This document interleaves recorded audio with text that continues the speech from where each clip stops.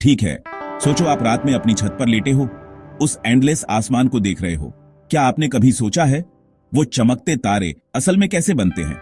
चलो cosmic nursery में चलते हैं और स्टार बर्थ की इस इनक्रेडिबल जर्नी को समझते हैं। यह सब स्पेस में बड़े डार्क क्लाउड्स में शुरू होता है जिन्हें नेबुला कहते हैं। एक नेबुला को गैस का एक बहुत बड़ा क्लाउड समझो और डस्ट का एक बहुत बड़ा क्लाउड जो शांति से तैर रहा है, कुछ होने का इंतजार कर रहा है। इस क्लाउड का ज्यादातर हिस्सा सिर्फ हाइड्रोजन होता है, जो यूनिवर्स का सबसे सिंपल और सबसे कॉमन एलिमेंट है। अब कभी कभी पास के किसी एक्सप्लोडेड स्टार से निकली शॉकवेव या सिर्फ क्लाउड के अंदर की ग्रेविटी इस नेबुला के कुछ हिस्सों को एक साथ जमा कर देती है। जैसे जैसे ये क्लम्प्स डेंस होते जाते हैं, उनकी अपनी ग्रेविटी और ज्यादा गैस और डस्ट को खींचती है और वे सिकुड़ने लगते हैं। ये एक कॉस्मिक स्नोबॉल इफेक्ट जैसा है। जैसे जैसे ऐसा होता है, क्लम्प का सेंटर गर्म होता जाता है, मतलब सीरियसली गर्म।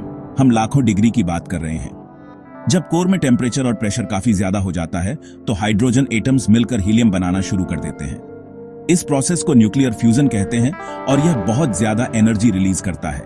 यही चीज स्टार को चमकाती है। इस स्टेज पर नए बने स्टार को प्रोटोस्टार कहते हैं। यह अभी भी मटेरियल इकट्ठा कर रहा है, अभी भी बढ़ रहा है और अभी पूरी तरह स्टेबल नहीं है। लेकिन एक बार जब न्यूक्लियर फ्यूजन ठीक से शुरू हो जाता है, उस सारी एनर्जी से बाहर की तरफ लगने वाला प्रेशर ग्रेविटी के अंदर की तरफ लगने वाले खिंचाव को बैलेंस कर देता है। तभी स्टार फाइनली स्टेबल हो जाता है और मेन सीक्वेंस में एंटर करता है, जो एक स्टार की लाइफ का सबसे लंबा फेज होता है। एक स्टार कितना बड़ा या छोटा बनता है, यह इस बात पर डिपेंड करता है कि नेबुला में शुरुआत में कितना मटेरियल था।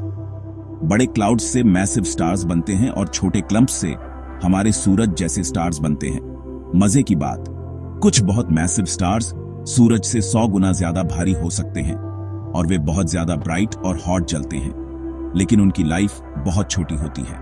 और बस हो गया, एक डार्क ठंडे क्लाउड से एक आग का गोला जो अरबों सालों तक चमक सकता है।